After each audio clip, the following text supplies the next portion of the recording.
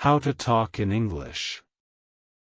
Alex often felt a knot in his stomach whenever he tried to speak English. He understood nearly everything he read or heard, from complex articles to rapid-fire movie dialogues. Yet, when it came to forming his own sentences, the words seemed to vanish, leaving him with an awkward silence. This frustrating gap between comprehension and expression was his biggest hurdle, making him question his progress constantly. "Why do I always make mistakes?" he'd often lament, his internal critic relentless. Every stumble, every mispronounced word, every grammatical error felt like a giant spotlight on his imperfections. This fear of making errors paralyzed him, holding him back from even attempting a simple conversation. It was a vicious cycle of fear leading to inaction, and inaction reinforcing fear. Alex desperately craved an effective English study plan specifically tailored for talking. He had tried numerous apps and textbooks, but they often focused more on grammar rules or vocabulary lists. What he truly needed was a clear, actionable pathway that would transform his passive knowledge into active, fluid speech, helping him bridge the comprehension-speaking divide. He pondered how to improve your fluency, imagining it as some mysterious, unattainable skill. Fluency seemed like a natural gift others possessed, while he struggled with basic sentence construction. He thought perhaps more grammar drills would help, or memorizing thousands of words.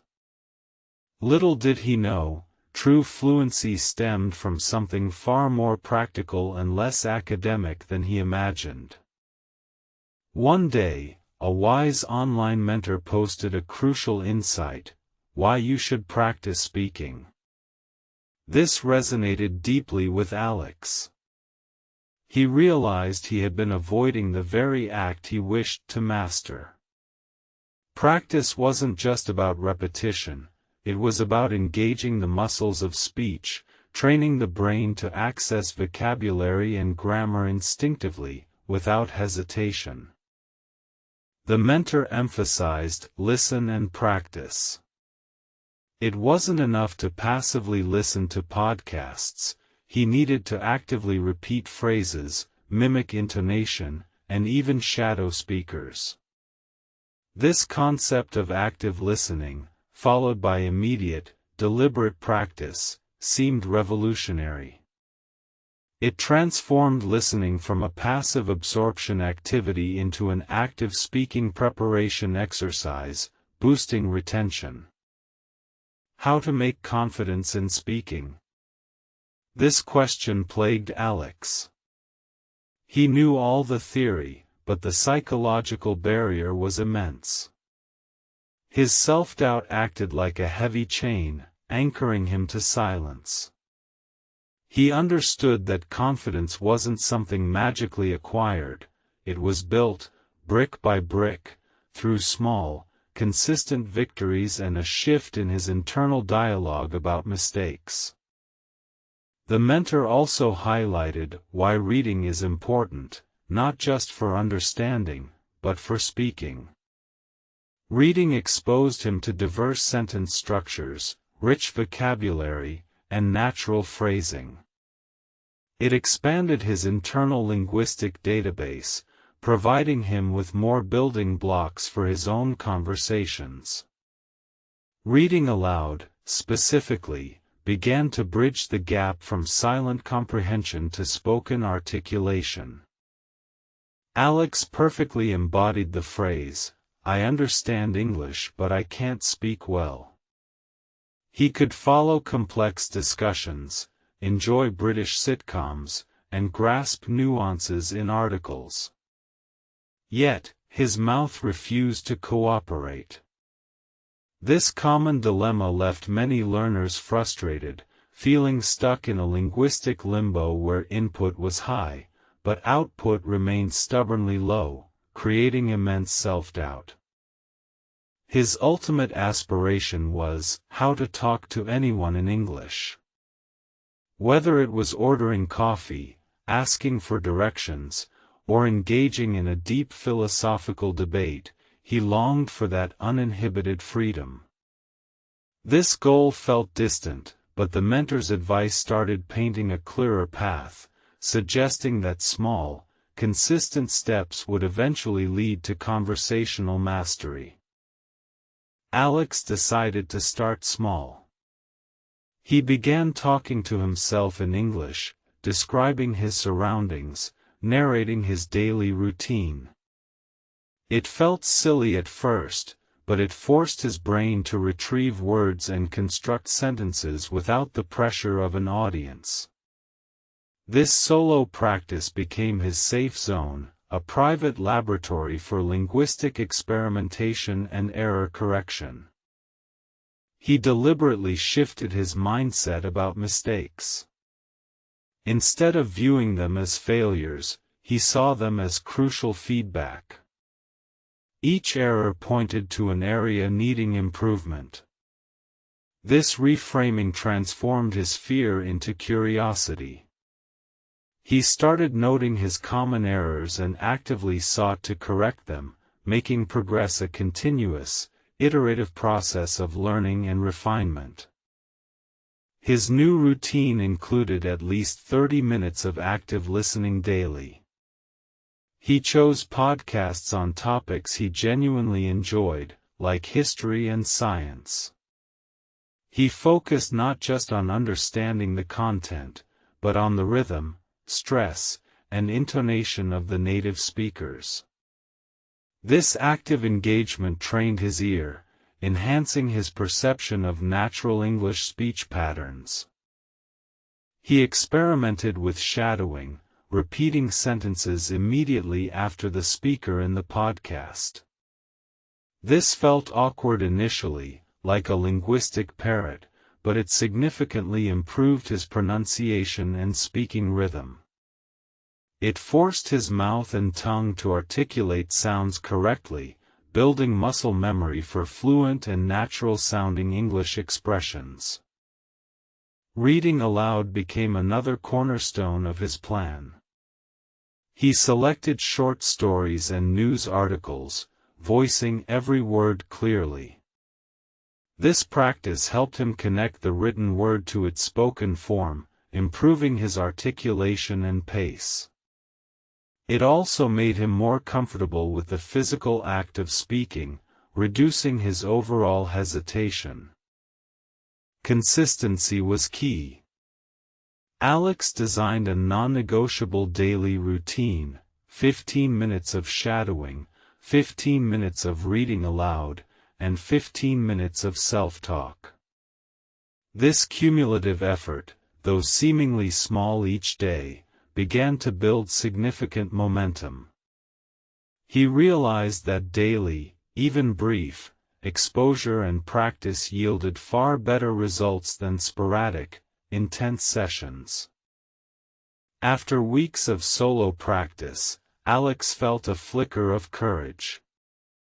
He found an online language exchange partner, Maria, from Brazil, who was learning French. Their first conversation was riddled with pauses and hesitations, but Maria was patient and encouraging.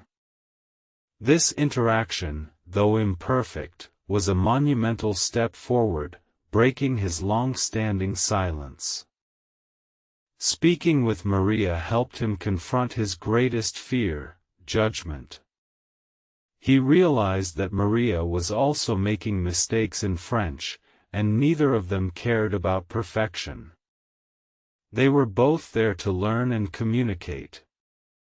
This shared vulnerability created a supportive environment, gradually dissolving his intense self-consciousness about his speaking imperfections.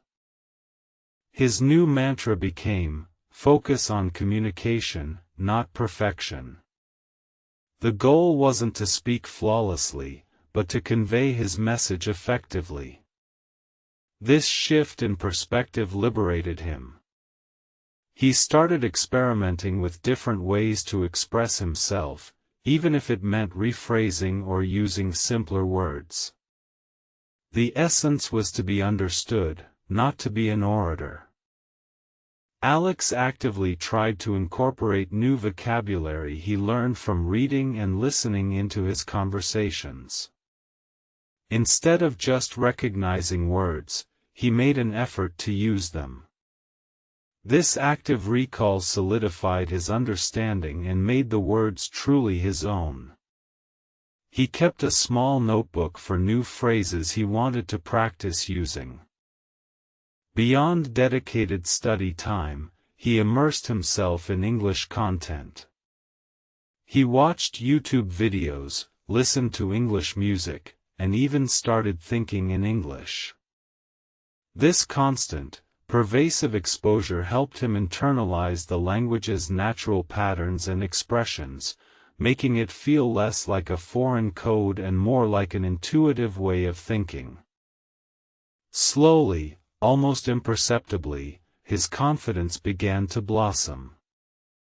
Each successful conversation, no matter how brief, added a layer of assurance. The fear of mistakes lessened, replaced by a growing belief in his ability to communicate. He discovered that confidence wasn't a prerequisite for speaking, it was a consequence of speaking. He learned to speak despite his imperfections.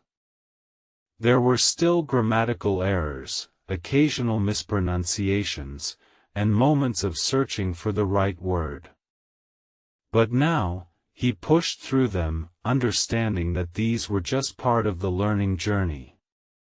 The flow of conversation became more important than flawless execution.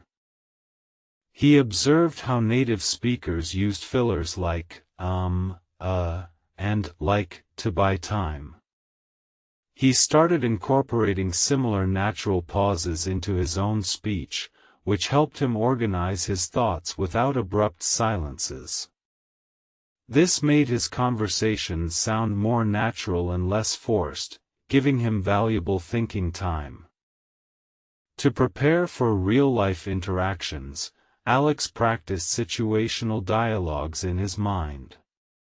He imagined scenarios like ordering food, asking for directions, or introducing himself. This mental rehearsal helped him anticipate common phrases and responses, making him feel more prepared for spontaneous conversations outside his comfort zone. He occasionally recorded himself speaking and then listened back. This was initially cringeworthy, but it provided invaluable self-feedback.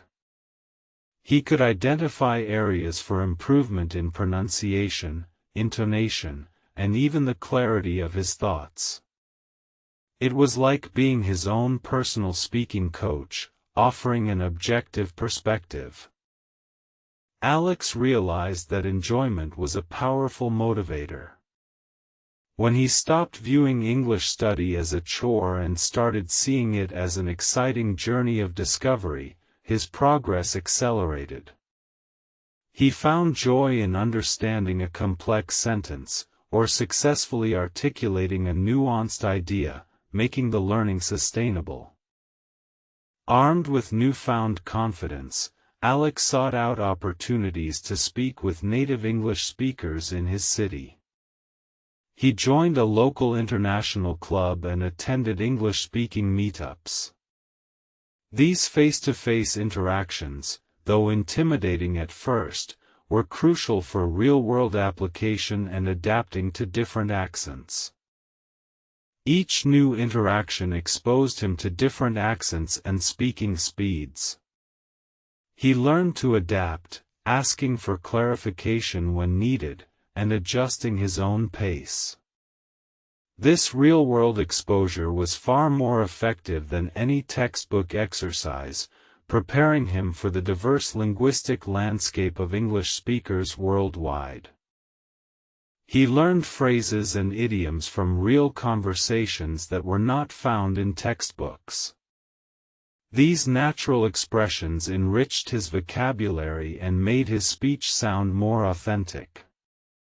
He found that observing how native speakers communicated in various contexts provided invaluable lessons in practical English usage. As his speaking improved, a ripple effect occurred. His listening skills became even sharper, as he could anticipate responses and understand quicker. His reading comprehension also deepened, as he could now hear the words in his mind, making the text come alive with a new dimension of understanding. Alex began celebrating small victories, successfully ordering coffee in English, holding a 5-minute conversation without major stumbles, or understanding a joke in a movie without subtitles. These small triumphs fueled his motivation and reinforced his belief that consistent effort truly paid off, no matter how tiny the step. He understood that fluency wasn't a destination, but a continuous journey. There would always be new words, new expressions, and new contexts to learn. The key was to maintain the cycle of listening, reading, practicing, and reflecting, ensuring constant growth and refinement of his English abilities. Having overcome his own challenges, Alex started offering advice to friends who shared similar struggles. Explaining his methods to others solidified his own understanding and gave him a sense of accomplishment. Teaching became a powerful way of reinforcing his own learning, deepening his mastery. He always emphasized to others why practice speaking was paramount. He explained that passive knowledge, however vast, would remain dormant without active application. Speaking was the muscle, and just like any other muscle, it needed regular exercise to grow strong and responsive, capable of performing complex tasks. He reassured everyone that making mistakes was not only okay but essential for learning. He shared his own initial paralysis and how he overcame it by embracing imperfections. Mistakes were simply stepping stones, he'd say, showing you where to focus your next learning effort, guiding your path. He explained how active listening had transformed his pronunciation and rhythm. It wasn't about hearing individual words, but the melody of the language. This deep engagement with spoken English helped him mimic natural speech patterns, making his own words flow more smoothly and sound more authentic to native ears. Alex often spoke about building confidence through gradual exposure. He didn't jump into debates initially. He started with simple greetings, then short exchanges, slowly increasing the complexity and duration of his conversations. This methodical approach prevented overwhelm and fostered a sense of steady progress. He encouraged reading diverse materials, news, fiction, blogs, even product manuals. This variety exposed him to different vocabulary sets and writing styles, enriching his overall linguistic repertoire. Reading widely ensured that he was well prepared for any topic that might arise in conversation. The most satisfying transformation for Alex was moving from merely understanding English to confidently articulating his own thoughts and opinions. He could now participate in discussions, express complex ideas, and engage in spontaneous banter, a feat that once seemed utterly impossible to achieve for him. His journey truly answered the question, how to talk to anyone in English. It wasn't about a magic trick, but a combination of consistent effort, strategic practice, and a positive mindset. It involved courage, persistence, and a willingness to step outside his comfort zone repeatedly, embracing discomfort. Persistence was his secret weapon. There were days he felt discouraged, days when progress seemed elusive. But he never gave up.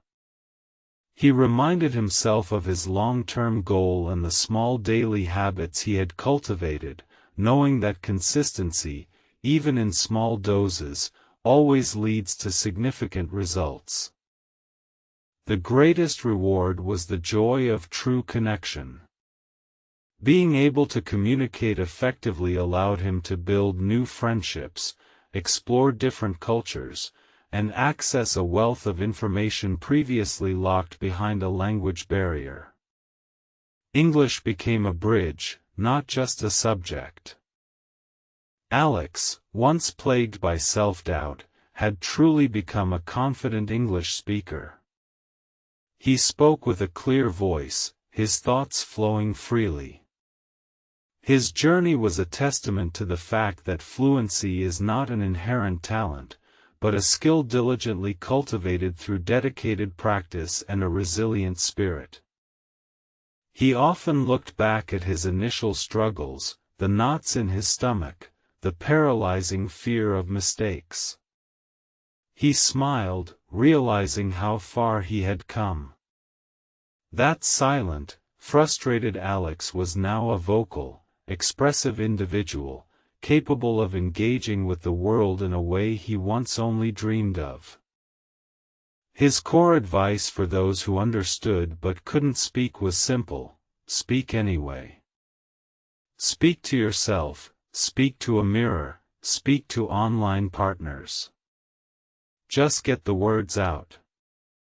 The act of speaking itself builds the neural pathways necessary for fluency, making the process smoother over time. He knew the learning curve never truly flattened. There was always more to learn, more accents to master, more nuances to grasp. But now, he approached these challenges with excitement, not dread. Learning English had become an enjoyable, lifelong pursuit, enriching his life immeasurably. His journey was a perfect illustration of transforming theoretical knowledge into practical, real-world application. He didn't just know grammar rules, he used them instinctively. He didn't just recognize words, he deployed them strategically in conversation, showcasing genuine mastery. A positive mindset, he concluded, was as crucial as any study technique. Believing in his ability to improve, viewing mistakes as lessons, and celebrating small wins kept him motivated. It was the internal belief system that powered his external actions, driving him forward. Alex's transformation was complete, yet ongoing. He was no longer defined by his linguistic struggles but by his newfound ability to connect and communicate. His story became an inspiration, demonstrating that anyone, with the right approach and unwavering dedication, can unlock their English voice and speak with confidence. Now, Alex actively shares his story and insights on language learning forums. He encourages everyone to step out of their comfort zone and embrace the messiness of learning. His journey is proof that dedication to the English study plane for talking truly works wonders for communication. The improvement in his English fluency had a profound ripple effect on his entire life. He felt more confident in professional settings, more comfortable traveling, and more engaged in global discussions. It wasn't just about language, it was about opening up new opportunities and experiences. Even after achieving a high level of fluency, Alex maintained his daily habits of listening and practicing.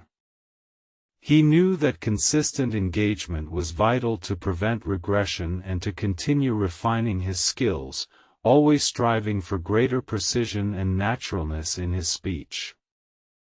His advice on how to improve your fluency boiled down to this: speak daily, listen actively, read widely, and don't be afraid to make mistakes. Each element reinforced the others, creating a holistic approach to mastering spoken English effectively and confidently. He learned that confidence in speaking doesn't arrive before you start, but grows with every word uttered. It's a skill built through exposure and experience. The more you speak, the more natural it feels, and the less daunting the prospect of conversation becomes, for anyone.